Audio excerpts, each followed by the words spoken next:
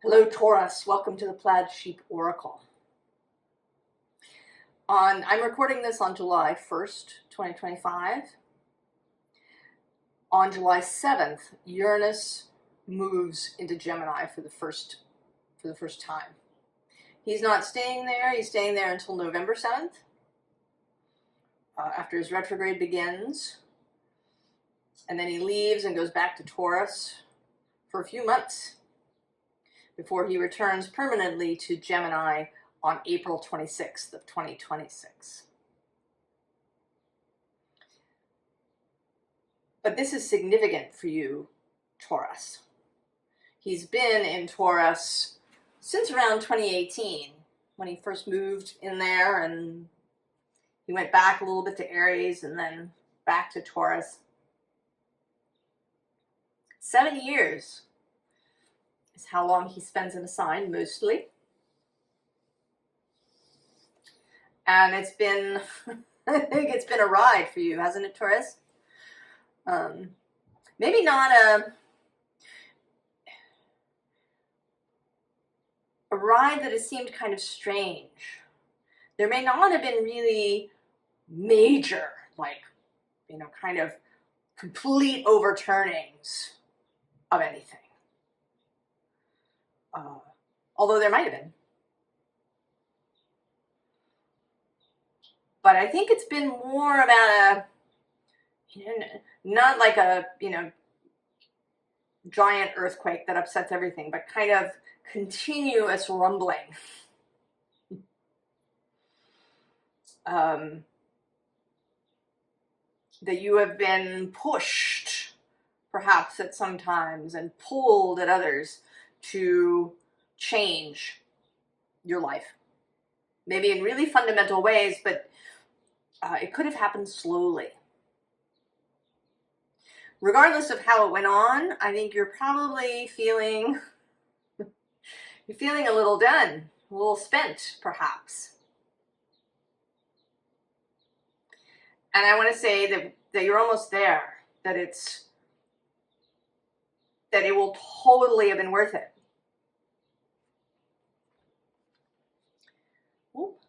We have this snake encircles the moon. And this card popped out. I didn't see it. It popped out upside down. And I chose to keep it. I don't always keep the pop-outs, but this one. And how it's coming through now is this, by all whatever it is that's been happening, that you've been doing, all of it. In the story that goes with this card, the snake stretches and stretches and stretches to the moon until he finally encircles it. So it's like, oh. I was actually thinking last night, unsurprisingly, about this, the satisfaction of a completion. There was a building near my house down the block, and they were repairing the roof and doing some other things. And so there was a sidewalk shed and things going on for quite a long time, months. And then yesterday I went for a walk and it was all gone. All the sidewalk shed, the scaffolding, everything was gone. And they are finished. And I thought that if you were part of that crew, that it must feel really satisfying, to complete something. And that's how this feels. Getting to the moon. And then now, what we have is primary nourishment in the underlying position.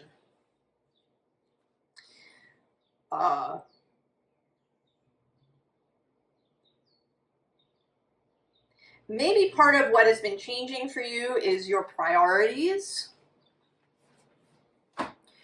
That you have begun to prioritize nourishment of yourself, of people around you, of the environment around you.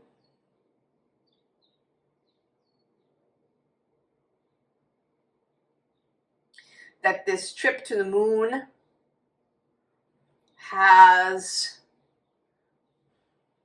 it's kind of opened your eyes to what is here. You know, the snake gets to the moon and then, you know, realizes that his place is back down on Earth. And it almost feels, I mean, this is kind of a grand idea. It almost feels like humanity. You know, that we began moving away from Earth. I think we began moving away from Earth a long time ago, like 10, 12,000 years ago, is really when the move began. It might even be older than that. Just this separating ourselves from the Earth, from nature, seeing ourselves as separate. Whether you saw yourself at any point as above nature, it might not be so. You might not think of yourself as better or above, but simply as separate.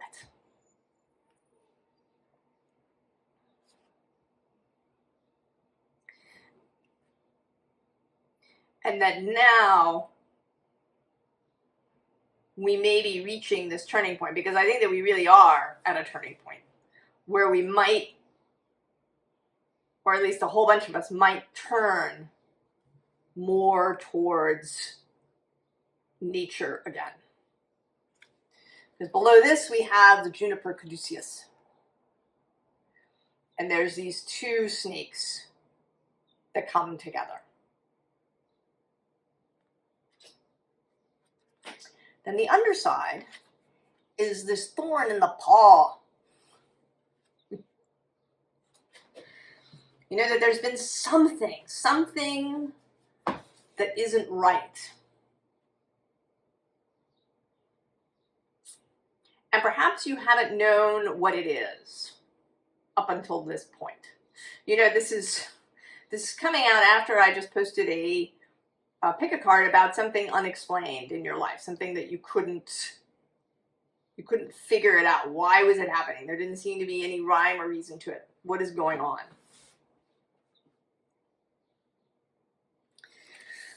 Finding the thorn in the paw.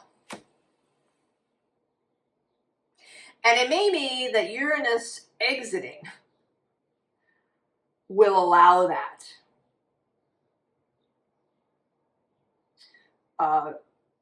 When there is an intense energy like sunlight, we can see here as I do these readings at this time of year, I get this strong light coming from the east in my window. And I really love it. But it does mean that a lot of times the cards are washed out and I have to find the place on the camera where you can see it. Because when something is so bright, it can wash things out. It can make things invisible that in an intense energy. You know, even in the body, right? If there's a big something happening to the body, you may have a hard time finding the little thing, right? If you have this thorn in your paw, but, you know, you've just broken your ankle or something, right? You may not feel the thorn. Your whole focus is on the ankle. And so this tiny thorn gets lost. But as Uranus exits for this period of time until November, there's an opening to see. And just before he exits on July 4th, he will meet Venus. Venus will pass by. And she is your guide, Taurus's guide. They meet in her home. She, you know, having something to say. And then he leaves. She leaves first on the 5th, and then he leaves into Gemini. And then there's a whole thing going on in the end of July, beginning of August. The that is about Gemini and Libra and Aquarius and also Aries.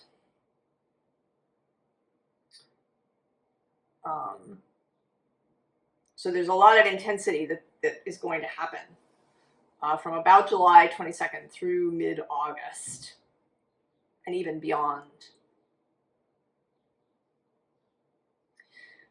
So I think this little period, particularly between perhaps July 7th and, you know, July 22nd or so,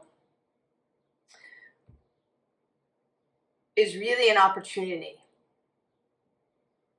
to take a breath and maybe to see something that you haven't seen before. We have Tyr. He is a god of deep integrity. He's actually associated with Jupiter.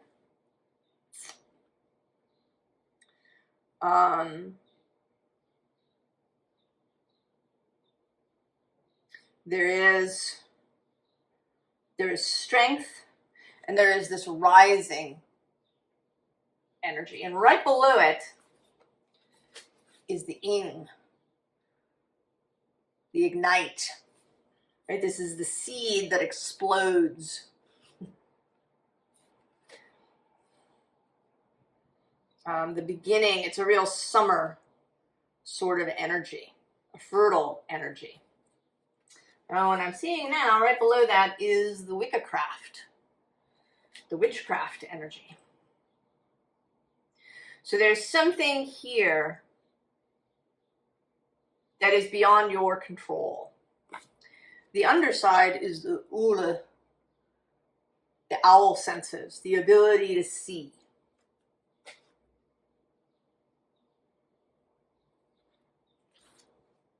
Then Erdmegen, earthly power, your power. Earth power, personal power, thine alone, carved in stone before birth in that other place. Esoteric secrets of the full moon eclipse where worry and ruin are dissolved by the light of being seated in the earth.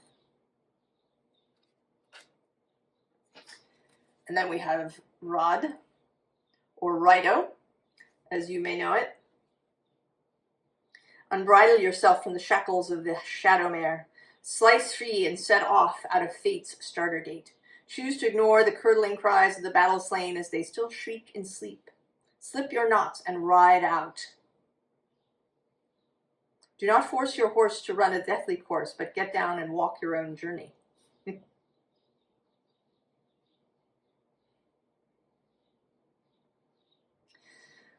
This movement.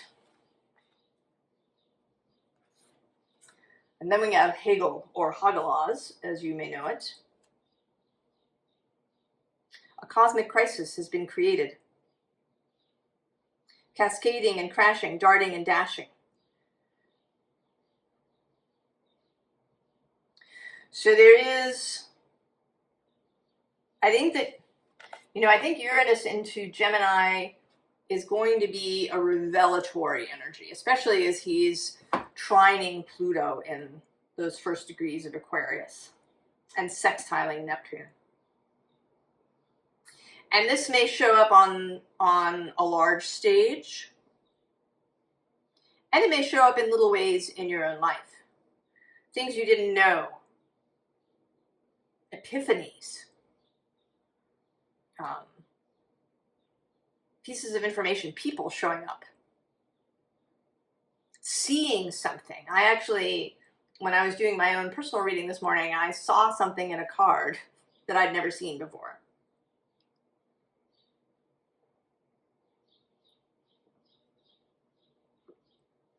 So all of this is available.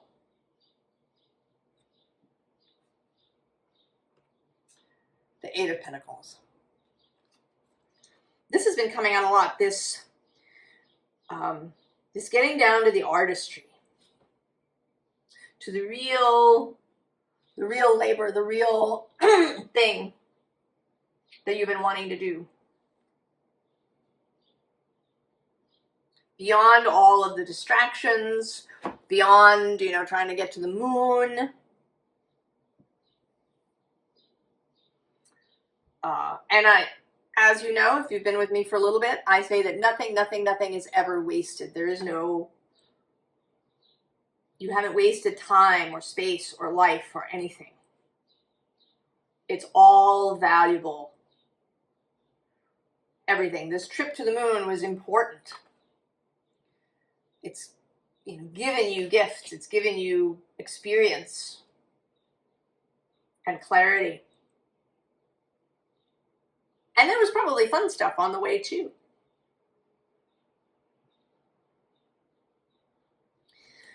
But now there is a coming into this, right? The Eight of Pentacles, where art and craft and talent and effort meet. Below her is the King of Pentacles. Mastery. Now, part of what I think is going to happen is that you are going to meet up with someone or something important and long-lasting. And it might be a person, or it might be, you know, a job or a profession perhaps that you didn't know about, you know, and is now coming into your life. I think it can be any number of things. Could even be a place, possibly. But we have, on the underside here, is this Princess of Swords. And then at the very end of the row is the Prince of Swords. And so they are looking at each other from the two ends of the spread. And then in the middle, we have this meeting of the Two of Cups.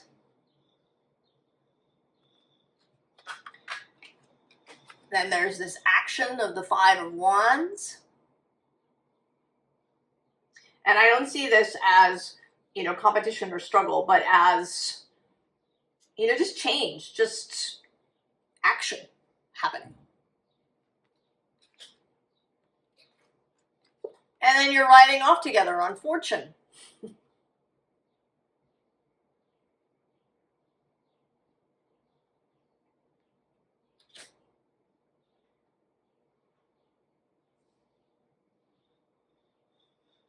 And actually, I know that the asteroid Abundance, enters Taurus at some point during this period.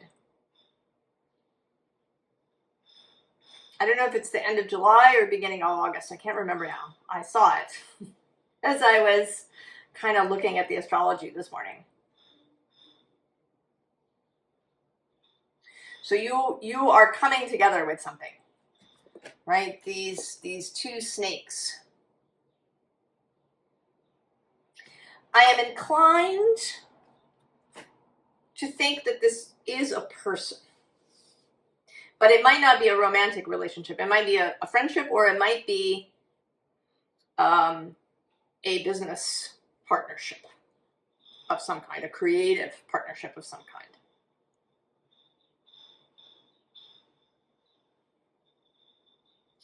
I'm actually leaning towards either romance or this creative partnership rather than anything else, because, you know, in part because of this card.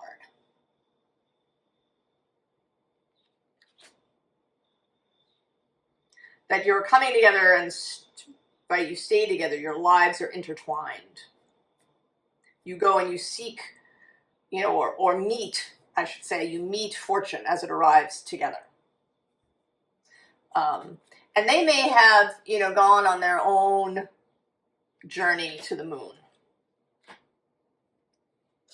You might have met there while you were both stretching toward the moon, or you might meet, you know, when you get back.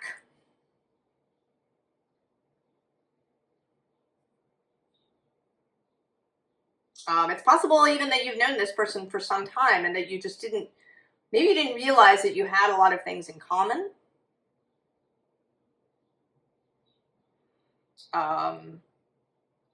You know, that you were both interested in the same thing, and that you could combine forces.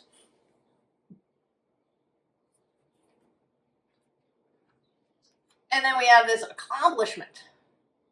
And this feels like this finish, you know, this completion.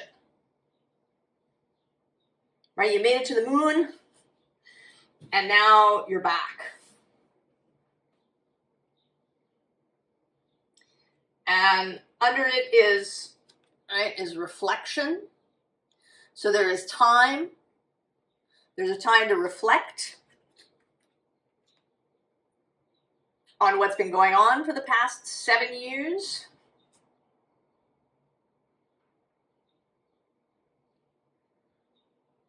As Uranus has been passing through your sign.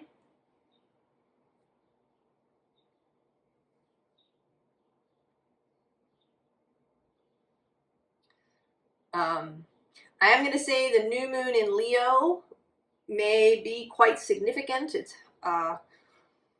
about 2 degrees of Leo and opposing Pluto by less than half a degree.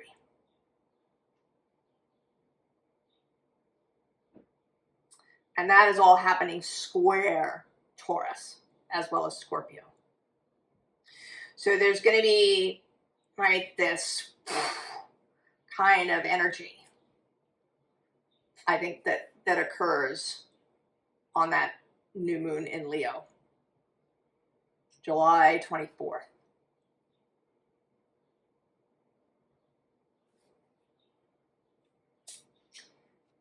Now at the underside, we have, interesting, this order. And this is kind of coming back into order. Uranus may have created all kinds of chaos of varying degrees in your life. And now there's kind of a coming back into order. And some of it may be your effort and some of it may not.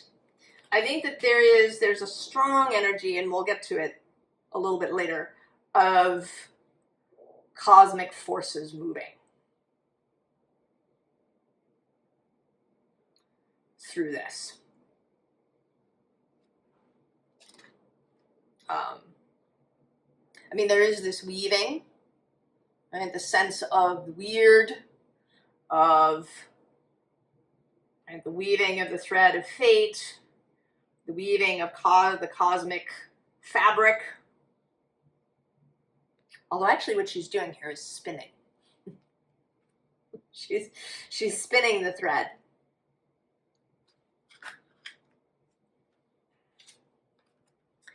And then there's this center card.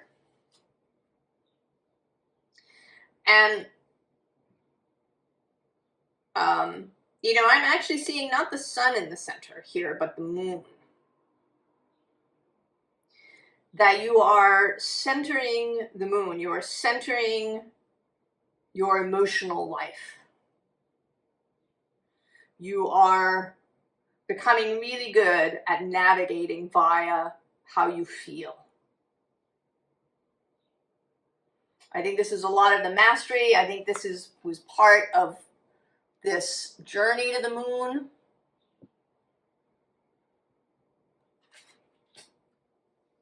Was learning to navigate from your emotional space.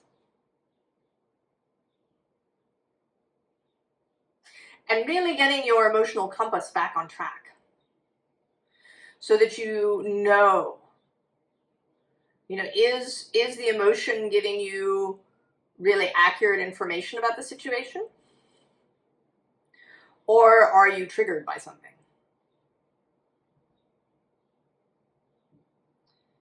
Something actually may be lovely happening, or, something harmless happening. But you feel, gripped. Because it reminds you of something from your childhood or somewhere. And learning to tell the difference between your intuitive feeling, the longings, the callings, the direction from your heart, rather than from your fear and your grippiness. Because then we have Balder with beauty.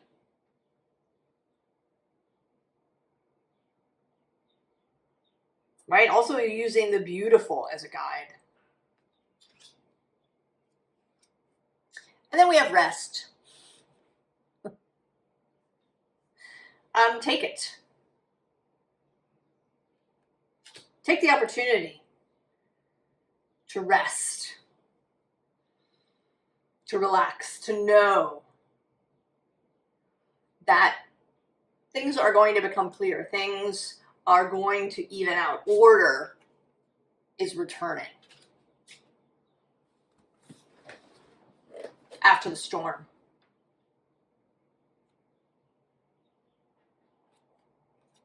And so we have adjustment, coming back into alignment, and really knowing what that feels like.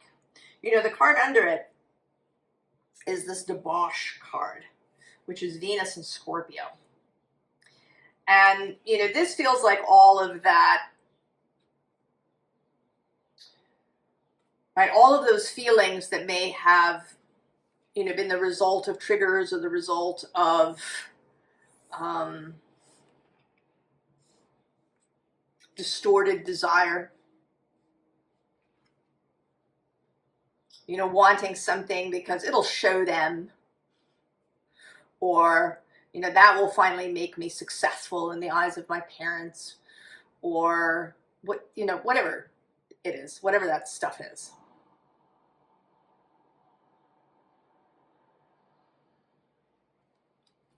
And below that is the sun of clarity. And then we also have the moon on the underside. So this, this connection to the moon. The moon is exalted, an honored guest in Taurus. And this thing also that's happening in the end of July and August, there's a grand trine that will be happening between Uranus and Pluto, and then another planet. The moon is the first one to hit that point.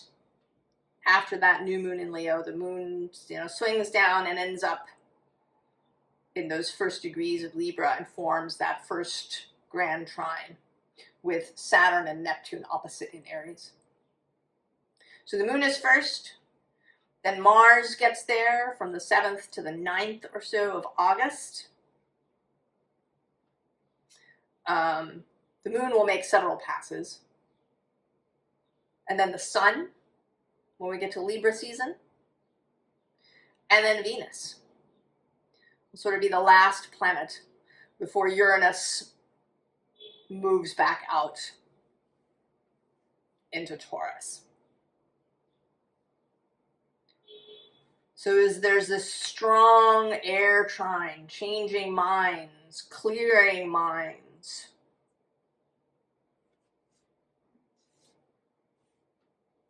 And Venus, right, it's like the final word.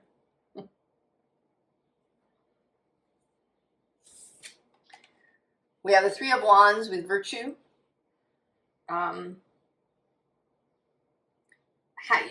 You've learned how to take action.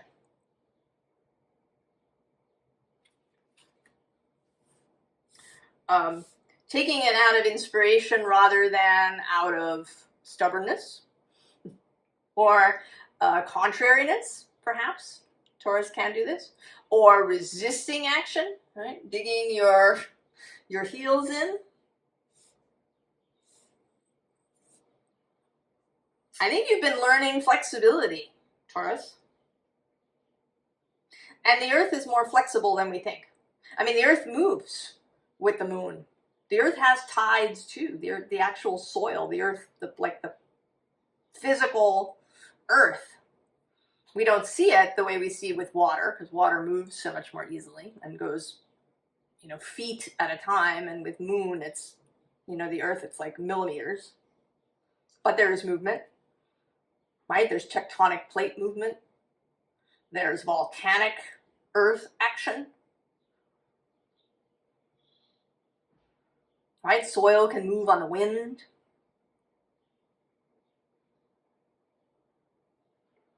Right? The earth kind of, right? It moves in concert with the other elements.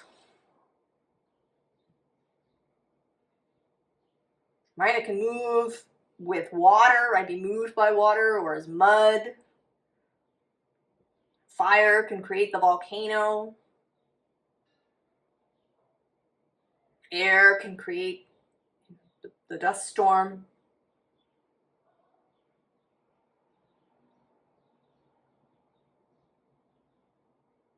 Right? And I think earthquakes are kind of a fire-related thing too, or maybe like all three elements coming together with earth.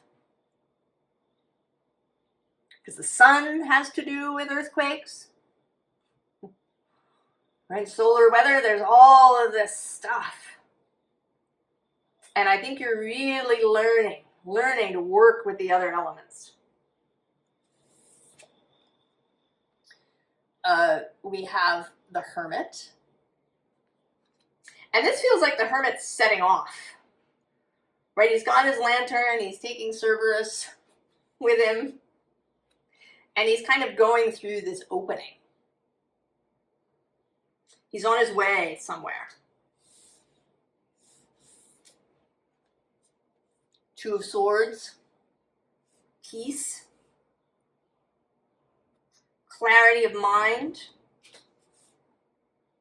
Knowing, right? Being able to choose easily because you've gotten your emotional compass realigned to true north. And then the Star.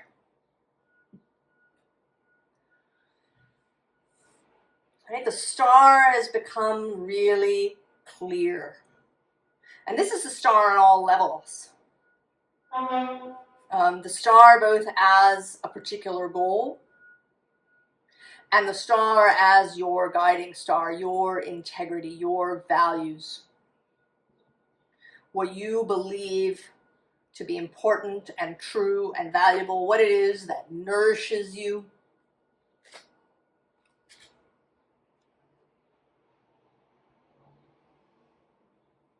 So, formal advice. King of Swords. Taking back your mind. Man, I kind of see him as being part of this.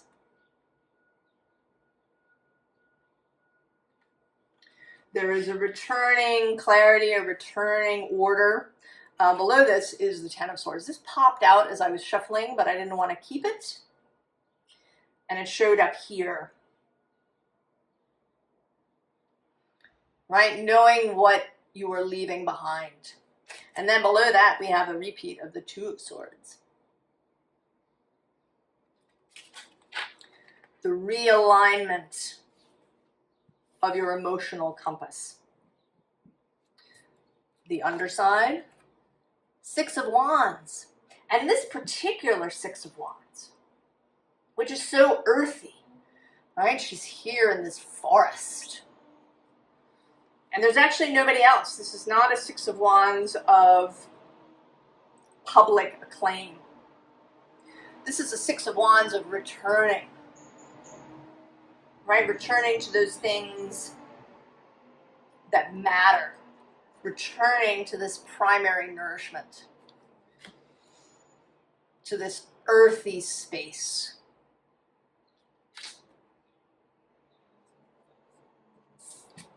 Then we have the Three of Cups. Celebration. Fun. Coming back to seeing things as a game. Sometimes I see her as struggling in this card, but today I don't. I see her as, sort of enjoying it. Demonstrating her skill, her emotional skill, her skill with these cups.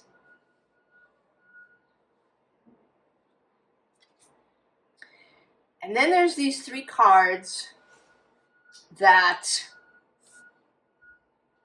feel like this, right? Especially this cosmic shifting. that is happening. And it's not, it's not that what you did or have done is not important. It is.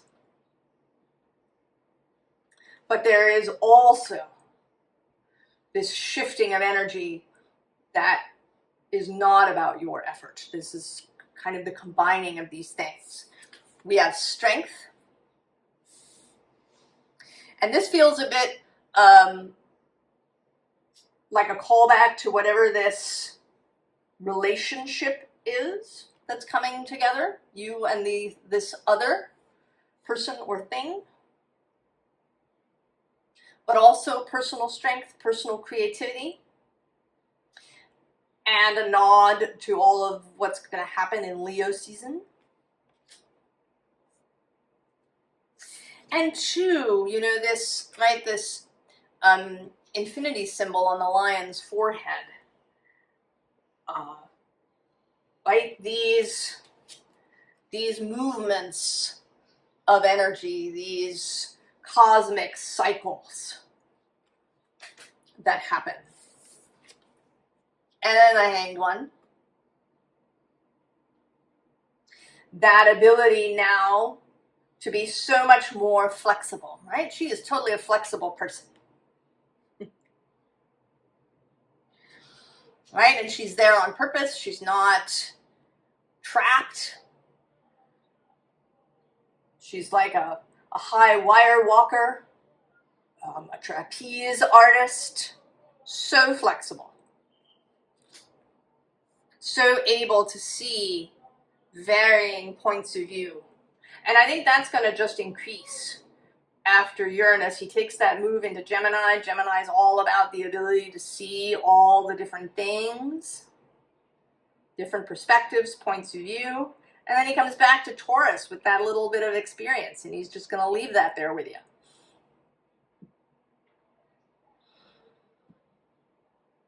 Before he returns next year to Gemini.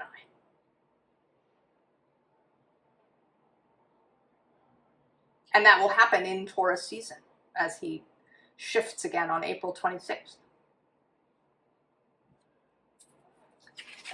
And then the Magician. That mastery of all the elements. Mastery of creation.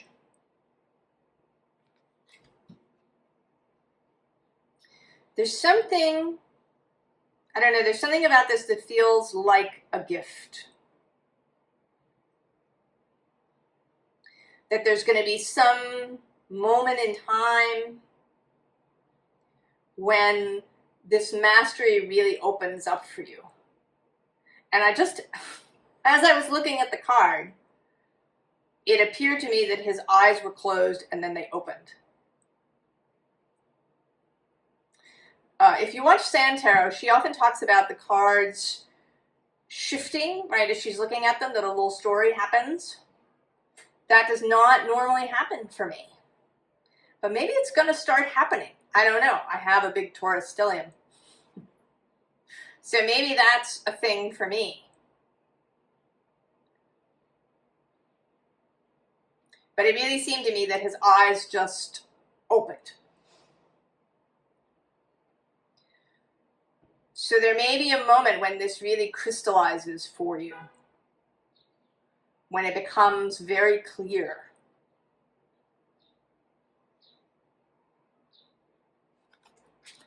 I know, and I'm being drawn to pull out a Lenormand card. I don't know what that means. I don't know why. Let's see what happens.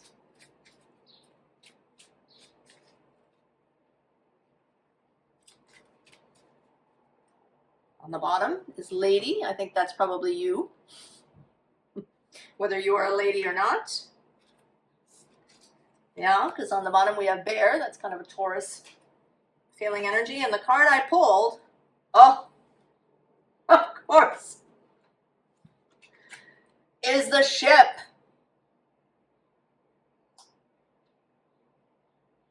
The ship coming in. The ship that's going to take you somewhere. The ship is coming in.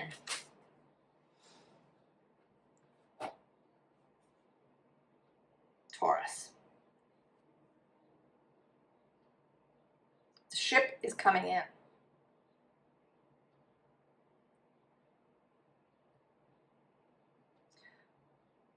I find it all very exciting, Taurus. I hope you do too. And I hope this is helpful, and that you are encouraged to allow yourself to relax and to find peace with the unfolding. I wish you the very, very best, Taurus, and I'll see you later. So long.